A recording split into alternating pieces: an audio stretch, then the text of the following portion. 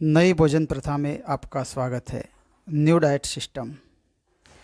New diet system नई भोजन प्रथा मानव जीवन और स्वास्थ्य का बहुत अधिक महत्व है। आज हम इस वीडियो में नई भोजन प्रथा यानी कि new diet system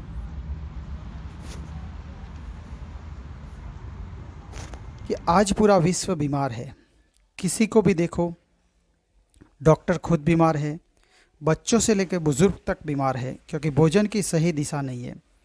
new diet system अपनाने से सभी को शारीरिक, मानसिक, भावनात्मक स्थिति बदल सकती है। आज हम इस वीडियो में जो टॉपिक पे बात करेंगे वो 5 टॉपिक है। पहला टॉपिक है रोग क्या है, रोग क्यों होता है, रोग दुश्मन है या दोस्त है, दवा से रोग ठीक क्यों नहीं होते हैं, बीमारियां क्यों दूर नहीं होती, इससे विपरीत यह बढ़ती जाती है। रोग दूर करने के लिए क्या करना चाहिए, बीमारी से बचाव के लिए क्या करें। हम पहले टॉपिक के बात करेंगे रोग की शुरुआत कैसे होती है और रोग क्या है। रोग की प्रारंभिक अवस्था कुछ इस प्रकार है जो हम जानते हैं। सर्दी, दाने, बुखार, मिर्गी, कब्ज आदि से शुरू होकर रोग की प्रारंभिक अवस्था होती है। हम उसे रोग कहते हैं। शरीर की असामान्य स्थिति एक रोग है। सांस लेना और छोड़ना नाक की सामान्य अवस्था है, लेकिन सांस न ले पाना या सांस लेने की बजाय तरल पदार्थ बाहर निकलना शुरू करना यह एक असामान्य व्यवस्था है। इसलिए हम इसे बीमारी कहते हैं। यह विशेष बात है, पर किसी अप्राकृतिक क्रिया को हम रोग कहते हैं।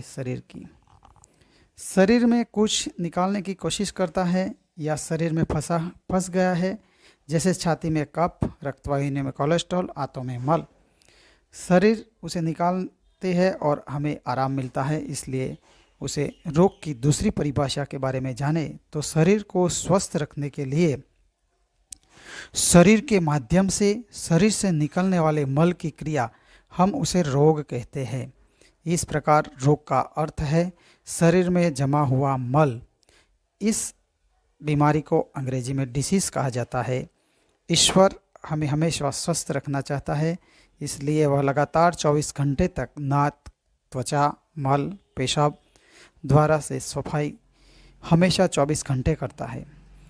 अब हम रोग की दूसरा टॉपिक के बात करेंगे, रोग क्यों होता है। पहले टॉपिक रोग क्या है, दूसरा टॉपिक है रोग क्यों होता है। रोग का एक ही कारण है, शरीर में जमा हुआ मल। हम अच्छी तरह से जानते हैं कि मल और कुछ नहीं बल्कि शरीर का एक अनुपयोगी हिस्सा है। भोजन से रक्त और मांस मज्जा बनते हैं, अर्थात भोजन से शरीर का निर्माण होता है और शरीर को तृप्त करता है। इसलिए भोजन करना आवश्यक है। इसलिए भगवान ने दांत और पाचन तंत्र बनाया है। इतना ही नहीं, इससे भगवान ने निष्कासन प्रणाली भी बनाई है। और हम यह भी देख सकते हैं कि भोजन के लिए केवल एक ही द्वार है, जबकि शरीर में से मल त्याग के लिए गुदा, बलगम, नाक और त्वचा के लाखों छिद्र बनाए हैं। इतना ही नहीं, भगवान ने संकट काल के द्वारा भी प्रबंध किया है। इसमें से विशेष परिस्थितियों के पाचन, उल्टी, दस्त, सर्दी, छींक, शरीर में से मल निकलता है और शरीर उसे निकालने की कोशिश करता है। शरीर में जमा मल को निकालने के लिए भगवान ने 24 घंटे व्यवस्था चालू रखता है। भगवान ने पौधे और जानवर की दुनिया को खान पान की सीमित व्यवस्था बनाई, लेकिन उन्हें आज़ादी नहीं दी। उससे थोड़ा ऊपर पशु जगत का निर्माण किया और मनुष्य और उसे खान पान की व्यवस्था की, साथ साथ कुछ स्वतंत्रता भी दी। जब मानव संसार को उच्च स्थान पर बनाया तो उन्होंने खान पान की व्यवस्था के साथ साथ इसे पूरी आज़ादी दी। इस प्रकार मन, बुद्धि, चेतना दी, लेकिन दुर्भाग्य से मनुष्य ने स्वतंत्रता को बर्बादी में बदल दिया और मन, चेतना का दुरुपयोग किया। भगवान ने बच्चे के जन्म के साथ साथ ज़रूरत के हिसाब से माँ का दूध दिया, ज़रूरत न होने पर दांत देकर दूध बंद कर दिया। जानवर ने कुछ समय खुद की माँ का दूध पी के बाद में अपने दांतों का उपयोग करके भगवान द्वारा दिए गए भोजन को लेना शुरू कर दिया और दूध छोड़ दिया। जब मनुष्य कहता है कि दूध संपूर्ण आहार है, दूध में कैल्शियम पाया जाता है। यह दांत, हड्डियां आदि के लिए जरूरी होता है। पर मनुष्य इस संसार में ऐसा प्राणी है जो दूसरी माँ का दूध पीता है और वो पूरी जीवन तक वो चलता रहता है। यही बीमारी का मुख्य कारण है। और साथ ही भगवान ने पौधे की दुनिया को मानव के साथ साथ अन्य शाकाहारी प्राणियों के भोजन की व्यवस्था के रूप में बनाया है। अन्य प्राणी ने उसे उचित उपयोग किया। भगवान ने उसी जिस रूप में भगवान ने भोजन दिया उस रूप में अन्य प्राणी ने ग्रहण किया। जब मनुष्य ने उसे अग्नि पर चढ़ाकर मृत भोजन बनाकर ईश्वर द्वारा दिए गए तत्व को नष्ट कर खाना चालू किया, इस प्रकार अमृत रूपी भोजन को व्यर्थ बनाकर खाया। यही कारण है कि मनुष्य की सांस में बदबू आती है, पसीने में बदबू आती है, साबुन से नहाने पर भी मुंह में बदबू आती है, टूथपेस्ट के बावजूद मुंह में बदबू आती है। इससे विपरीत जानवर गंदा पानी पीते हैं, गंदगी में रहते हैं, साबुन से नहीं नहाते, टूथपेस्ट का इस्तेमाल नहीं करते, रेचक चीज़ नहीं लेते, लेकिन उसका पसीना, सांस, मुंह, मलमूत्र गंदा, मतलब कि गंदगी नहीं होती है। इस प्रकार दो चीज़ हमने देखी बीमारी पैदा करने वाली प्रमुख भूमिका निभाती है। एक दूध, दूध की सभी आइटमें, चाय, कॉफ़ी, दही, छाछ, मक्खन, घी आदि, और दूसरी पका हुआ भोजन। अभी हमने दूसरे टॉपिक में बात किया कि रोग क्यों होते हैं। अब हम तीसरे टॉपिक पे बात करेंगे, दवा से रोग ठीक क्यों नहीं होते। शरीर स्वयं शरीर को स्वस्थ रखने के लिए शरीर के माध्यम से मल का उत्सर्जन करता है ताकि दस्त, उल्टी, गैस, सर्दी आदि हो जाए। यह एक अच्छी क्रिया है। शरीर को स्वच्छ और स्वयं रखने की क्रिया है, लेकिन हम उसे गलत समझकर बीमारी समझ लेते हैं और दवाई खाकर मल त्याग को रोक देते हैं। जो सबसे खराब स्थिति में पहुंचा हुआ मल जो शरीर के लिए हानिकारक, यानी भगवान किसी विशेष प्रयास से शरीर से बाहर निकालना चाहते हैं, लेकिन उसे हमने बंद कर दिया, काम में बाधा डाली। चिकना दुर्गंधयुक्त बेस्वाद पदार्थ शरीर में फंस जाता है, आंतों द्वारा रक्त में अवशोषित हो जाता है और रक्त पूरे शरीर में घूमता है। वह रक्त अब विकृत हो जाता है और पूरे शरीर में कहीं ना कहीं प्रभावित करता है। यह बहुत बड़ा कारण है रोग क्यों दवा से ठीक नहीं होता है। रोग के बारे में हम जानेंगे, ये शत्रु है या मित्र। मैं मानता हूँ कि रोग मित्र है, क्योंकि जब कोई भी परिस्थिति ऐसी होती है तब भगवान द्वारा दिए गए द्वार से वो बाहर निकलने की कोशिश करते हैं। जिसे हम रोग समझते हैं वह दबा हुआ है और रक्त में मिलकर सारे शरीर में फैल जाता है। कई उपचारों के बावजूद रोग मिटता नहीं है, इसे विपरीत बढ़ता है। मनुष्य रोग को जड़ से मिटाने के लिए निरंतर प्रयत्नशील रहता है, फिर भी सच्चाई यही है कि बीमारी ठीक करना तो एक सपना बनकर रह गया है। इससे विपरीत रोग बढ़ता जाता है। वर्तमान में 100 से अधिक उपचार पद्धति लागू की जाती है, फिर भी बीमारी का इलाज संभव नहीं है। बीमारी बढ़ती जाती है, एक के बाद एक रोग आते हैं। हम स्वास्थ्य के लिए गांव से लेकर शहर में बड़े बड़े अस्पताल खोलते हैं, जिसे हम प्रगति कहते हैं, जो स्वास्थ्य क्षेत्र में मानवीय की सबसे बड़ी विफलता है।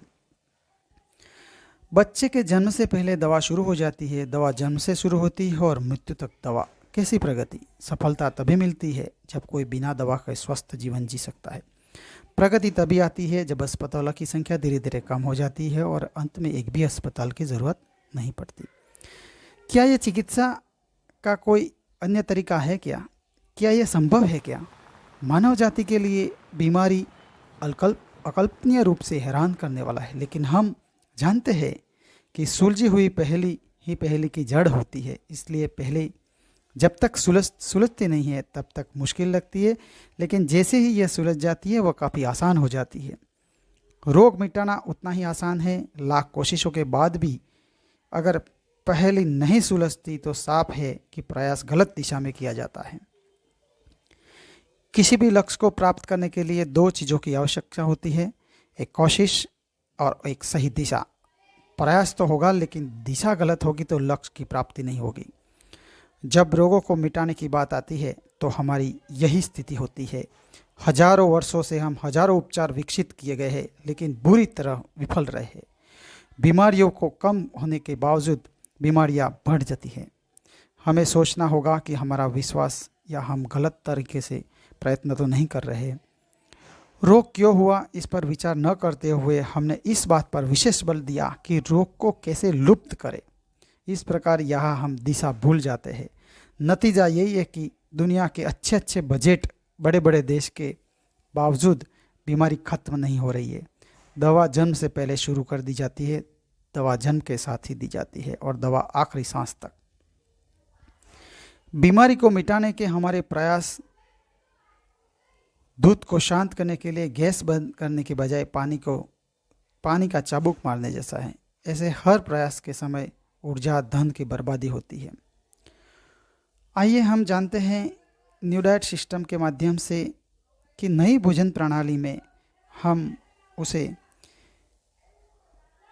रोग के बारे में कुछ प्रचलित मान्यता भी इधर प्रस्तुत की गई है कि मनुष्य इस प्रचलित मान्यताओं को मानता है, इसमें फंस जाता है। तो विश्वास नशा भी एक प्रचलित मान्यता है। जो नशा करता है वो भी बीमार है, नशा नहीं करता वो भी बीमार है।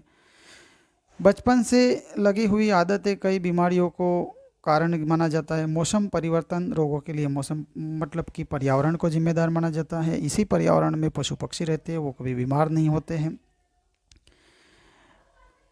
इसी तरह हम मांसाहारी को जिम्मेदार मानते हैं, लेकिन जो मांसाहार नहीं करते वो भी जिम्मेदार है, रोगी है। अधिक भोजन करने वाला भी बीमार है, कम खाने वाला भी बीमार है। कीटाणुनाशक रासायनिक उर्वरकों को भी हम जिम्मेदार मानते हैं। ग्रहों, पितृदोषों, पारिवारिक कलह, बहुत सारे अभी तो ऐसे मानते हैं जो योग करते हैं वो रोगी नहीं है, लेकिन बड़े बड़े योगी भी बड़े बड़े रोग से परेशान है। सच को समझना चाहिए, हमें अपना कल्याण स्वयं करना है। बाहर से कोई आकर ऐसा करने वाला नहीं है। जो गलत हुआ उसका स्वयं की खोज गलती को पकड़ना होगा। ऐसा माना जाता है कि दूध सबसे सर्वोत्तम पोषक है, तो हमने दूध, घी, दाल आदि बच्चों और बड़े खाए। संतुलित आहार माना जाता है, फिर भी हम बीमार हैं। सुबह उठकर ढेर सारा पानी पीना चाहिए। पानी पद्धति भी अपनाई। पानी सुबह शाम खाने के बाद कब्ज़ न होने, इसलिए पानी बड़े बड़े डॉक्टर वैज्ञानिक भी इस जाल में फंस जाते हैं और वो रोगी हो जाते हैं। इस तरह पानी का प्रयोग भी विफल रहता है। जो पीते हैं वो भी बीमार है, नहीं पीते वो भी बीमार है।